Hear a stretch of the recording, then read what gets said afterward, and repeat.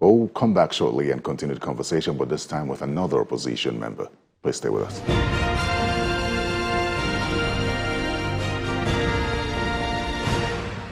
Welcome back to Political Paradigm. Let's switch our conversation now to yet another opposition party, the Social Democratic Party.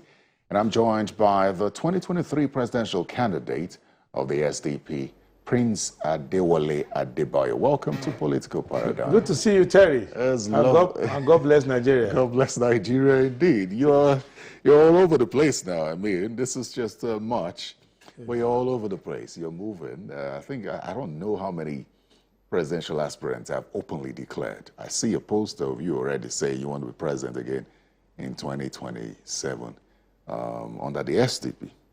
Let me even applaud you or congratulate you on solving the issues within the SDP to emerge. But how does it feel to want to go into this election again, considering the lessons from the previous election? Well, you see, it's a journey of a nation. And we are not doing these things for ourselves. We're doing it once you try, you see certain shortcomings, you immediately try to fix them. You also communicate them to your fellow compatriots that they need to fix those problems, and you try again. The idea is that there's no time in the history of Nigeria that we will have solved the problem of democracy. It's a going concern all the time. You could see even the advanced ones like America, many of the European democracies, they're always maintaining it. So it's, of course, when you do it well, your democracy becomes a low-maintenance democracy. Ours is a high-maintenance democracy because we're doing more against democracy than we're doing for democracy. So the idea is to have more people who are committed to building democracy. And I started quite early. I joined the SDP when I was 19 years old. I joined in 1991, and I've remained in the party. So my first contributions, they didn't exceed going to Jakonde's house in Bishop Street in Ilupeju, taking posters, pasting them all over Lagos, attending meetings, and making sure that we carry out whatever instructions we were given. Then gradually, now to the point where I ran for president in that party. So, and once my times are over, other people will also come and continue it. So, 100 years from now, I pray to God there will be Nigeria, there will be Channels TV, and someone will come to this studio 100 years from now and say, I'm running for president under SDP. So that is the continuity that you have in a democracy, and that's how you do it. Great. What is the difference between the SDP of 2023 and the SDP of now that's fueling your confidence to run on the same platform? What is that? The arguments, we lost the election, but we won the argument. And the issues are still live. And that's the important thing, because in politics, the most important thing are the set of ideas and principles around which we want to organize ourselves. The SDP follows the same principles, the same ideology, the same direction, the same commitment to the Constitution, particularly Chapter 2 of the Constitution, fundamental objectives and directive principles of state policy. But what I said previously, and I'm going to present it more directly, is that the population has changed. The environment has changed. This is what has changed between now and 2023, is that the citizens of Nigeria have become aware that nothing good will come out of APC or PDP, and that we need to make a break. The challenge we faced in 2023 was a challenge that people still thought that those who had many years, who had clocked many hours or many centuries or decades in government, and who it looks like they will have had more experience in governance, will be the better people than new people like us to govern. And that has been decisively debunked. That's what has changed in the environment. Okay.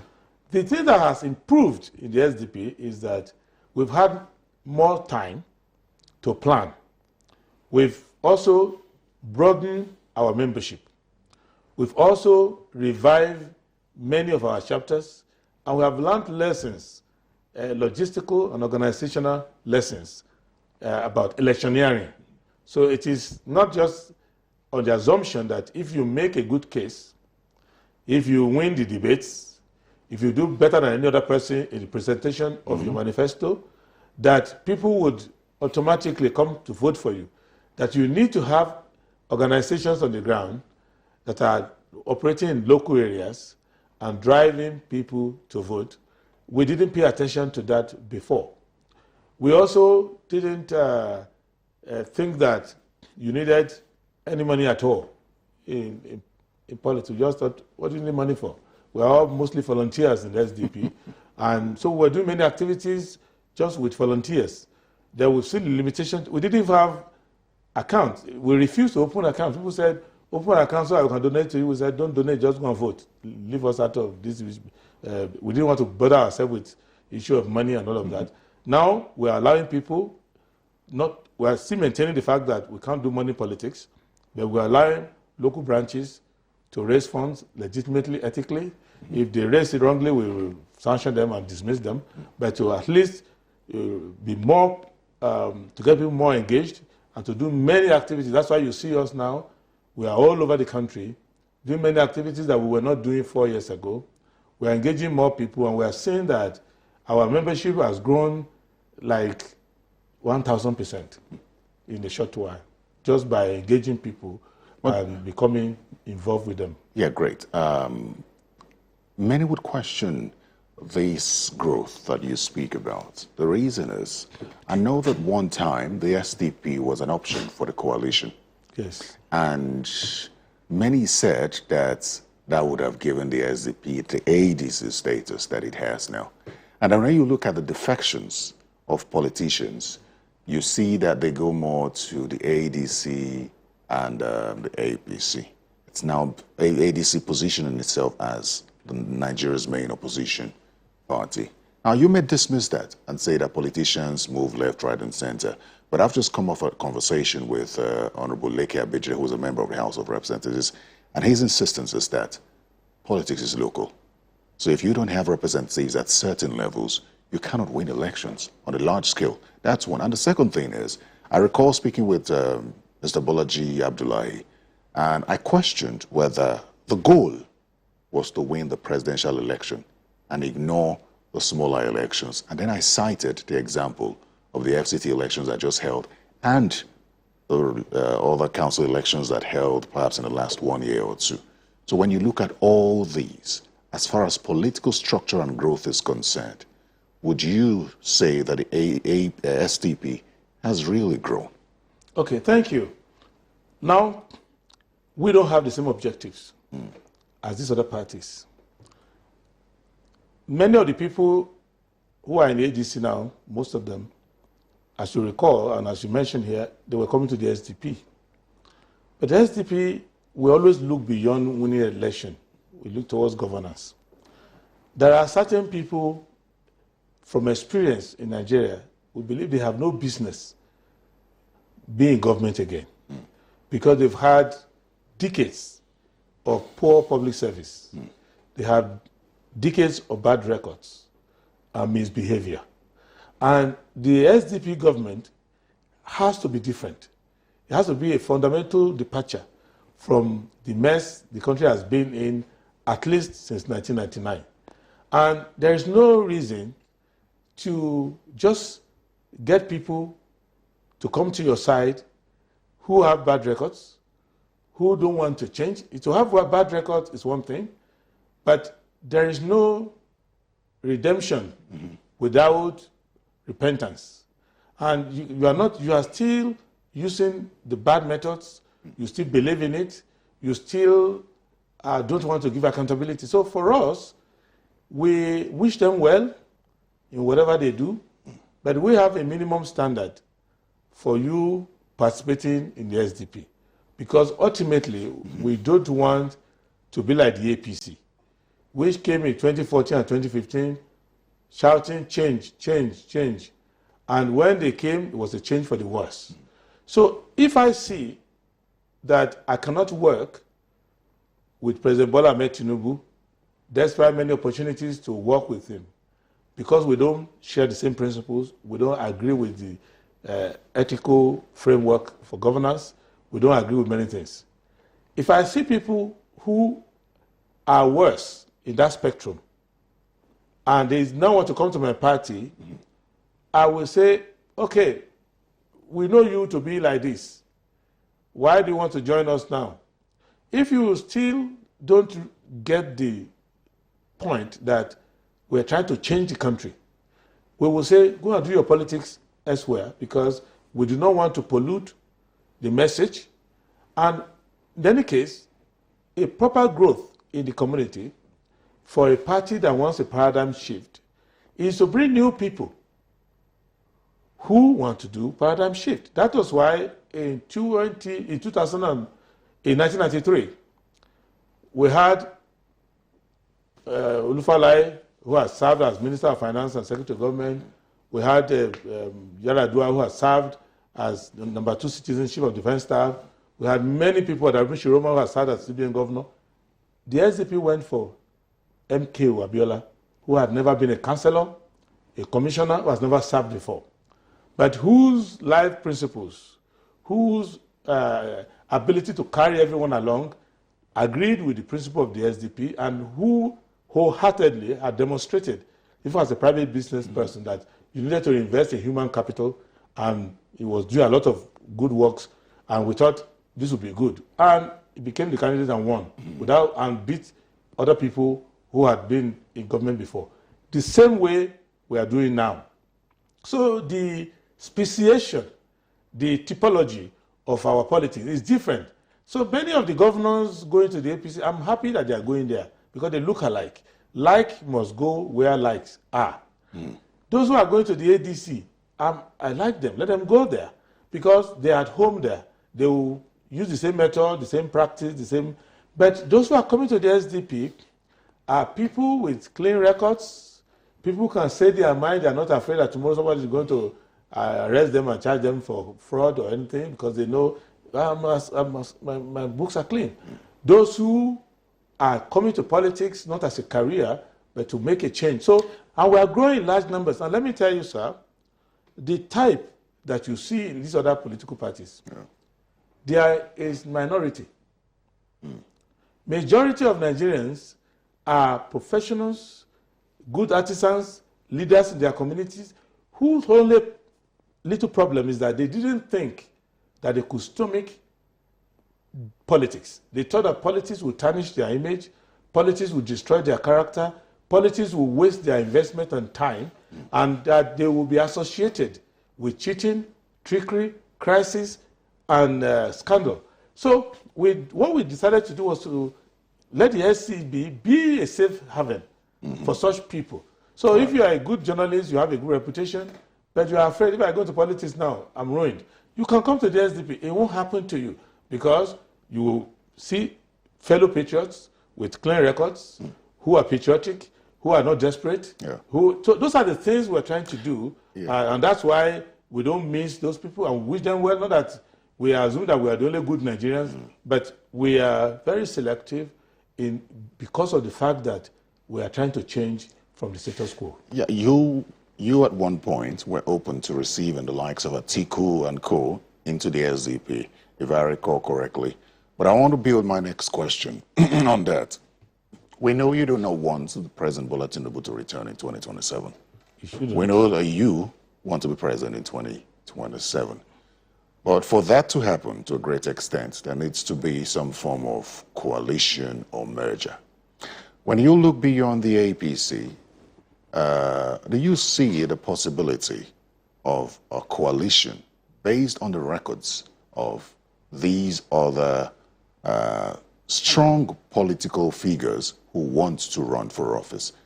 Because we see these strong political figures creating an opposition which is gaining momentum. Do you see the SDP going into a coalition with any of these other parties? Because we know what happened in 2023, where opposition numbers were greater than the numbers that the president won with at the time. You see, the point I'm making is that even in 1979, with Shagari becoming president, the opposition numbers were greater than that of Shagari. Shagari of the MPN narrowly beat Awolowo of the UPN. And then you still had the GMPP, the MPP, the PRP. So that's not the problem. The problem is that politics is done for the people. And you must ensure that if you are the one who wins the election, the people get something out of it. And you work with those who will make sure that the people get something in terms of good governance out of the victory, that the victory is not for the politicians alone. Now, you mentioned former vice president Atiku Abubakar and a number of people. The SDP was open to broadening membership and letting people come in, but we must subscribe to the same principles that are foundational to the party. And what went wrong was that people were not, in our view, even capable of understanding these principles. So we thought, why do we need to have people inside our party who don't believe in the party, who just need a platform, any machinery, whatever, just to go and fight the next election? And then we say, okay, all right, if you don't subscribe to this, good luck. Now, it doesn't mean that we are not in coalition. We are in coalition with other political parties who are aligning, who believe that we need to make social investment, we don't need to sell off all public institutions, and we don't need to allow politicians to also be the businessmen in the economy. We need to ensure that the public services work and that government delivers services to the people. Right. So now these coalitions are going on, but what I want you to understand, and maybe it will help your colleagues, because I like the way you are putting your own question. A coalition of politicians is not what is going to defeat Tinubu, because he has more of that already. A coalition of Nigerian people, that is to say, if you see the groupings of Nigerians, they are all lamenting in their various places, but they have not agreed to come under one political party. So each person is lamenting in his own way. Professionals, farmers, all these people. So those are the people we are forming coalition with. To say, okay, whatever. If you are so concerned about Nigeria and you are in your corner, the other person is also concerned, bury all your arguments. Let's come under the same principle. Let us now not be looking for a messiah. You will see what happens in the media. And I see many morning shows and evening shows, they will put pictures of individuals and say, like wrestling match, WWE, they will say, can Mr. A beat Mr. B? Mr. A and Mr. B beat each other, doesn't do anything for anybody. What we are doing is to say, can we have robust consensus across Nigeria about the purpose and nature of government and the objective of what government should be? One. Two, can we have a minimum requirement of what you need to be in your community before you can vie for any office, before you can lead a political party? Shouldn't you have some basic qualification and record in the community? Shouldn't you have some ethical barrier that you must have crossed? Shouldn't you have a flaw? Yeah, those are the things which we are building consensus. That's why anywhere you see me going around, it is those things we are building consensus around. Yeah. And once we agree, leaders will emerge from all the communities. For example, by that metric, we had a meeting, and we're having another meeting in Benin City next week, where we will set a standard for you to go to the National Assembly. I can tell you, 99% of those who are in National Assembly today will not return in 2027. Because now we are going across all the 109 senatorial districts and giving them the standard of what you need to be. You have to be a patriot to go to the National Assembly. You need to be independent-minded. You need to be intellectually grounded. You need to be connected to the community where you come from. You can't be in National Assembly and people will send you text messages while you are sitting there and you'll be changing the law. You won't be worshiping one president where you are supposed to be the one, you are supposed to checkmate him on behalf of the people. So nobody in National Assembly today should waste their money buying forms, because we have reviewed all their work.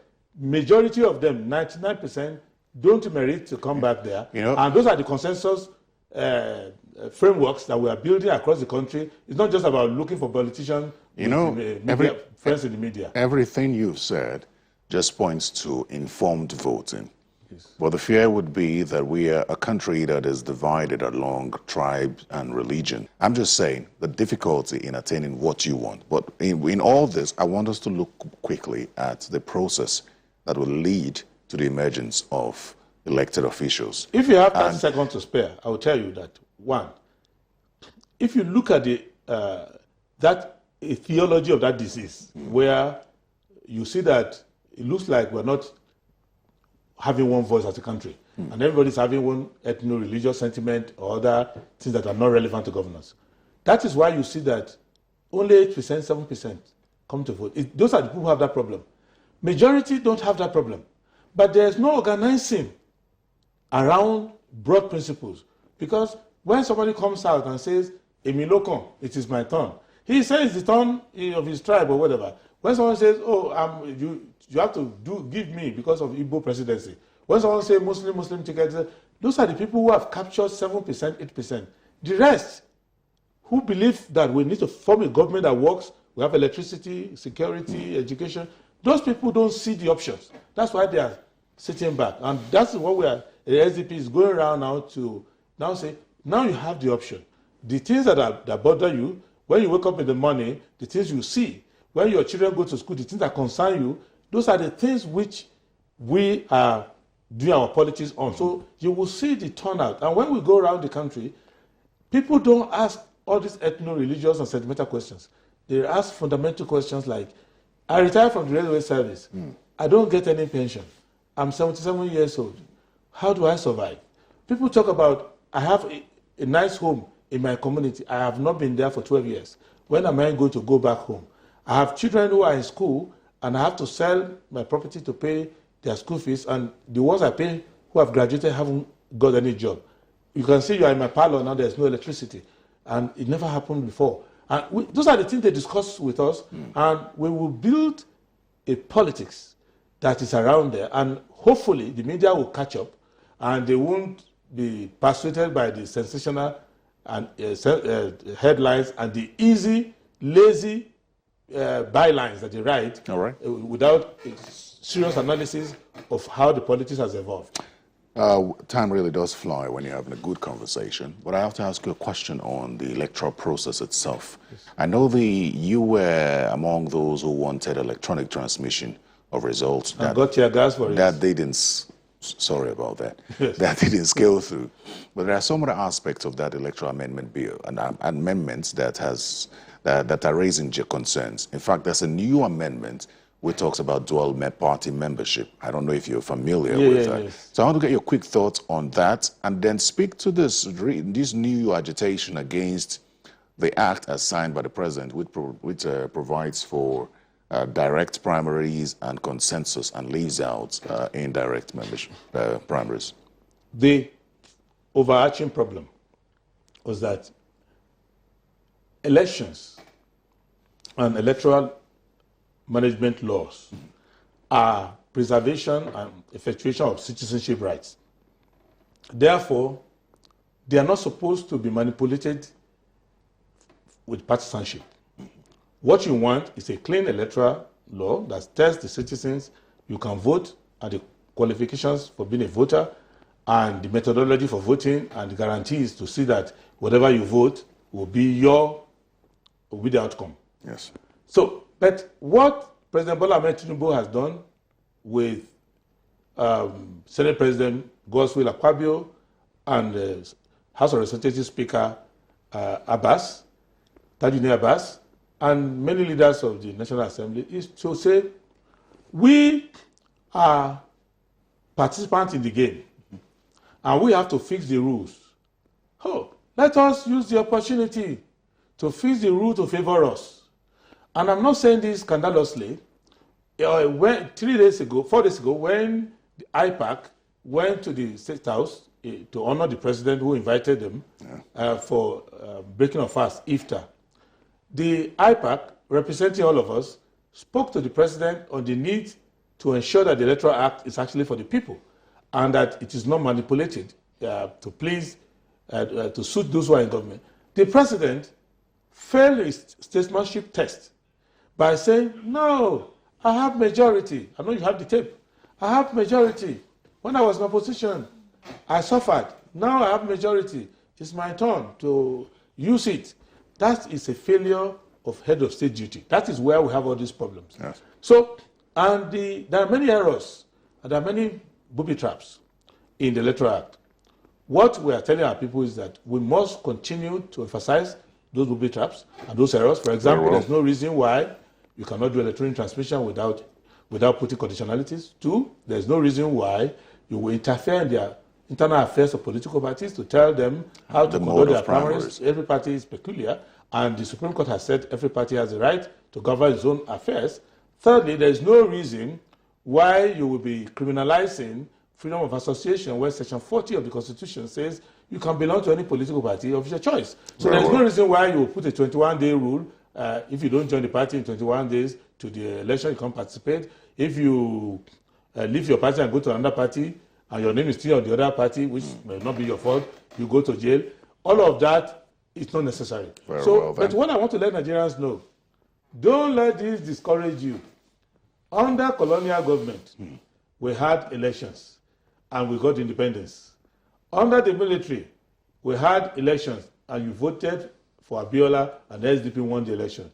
We can vote and win under this system. We are working to see that the rules are changed, but don't lose hope. Don't say, okay, the election is over, it's lost. No, it's not. We will defeat the government, we will restore a government of your choice, and the will of the people will take place. So don't lose hope. Very well, Nigeria is on the rise. Prince Adebayo, Adebayo, thank you so much for coming on Political Brother. Thank you, and God bless Nigeria. Thank you very much. Well, I've been speaking with 2023 presidential candidate of the Social Democratic Party, Prince Adebayo. Earlier, I spoke with the chairman of the House Committee on Customs on the issues around the ADC. If you'd like to catch these conversations again, please go to YouTube and search Political Paradigm, or simply go to channelstv.com. I'm Terry Ikumi. Goodbye.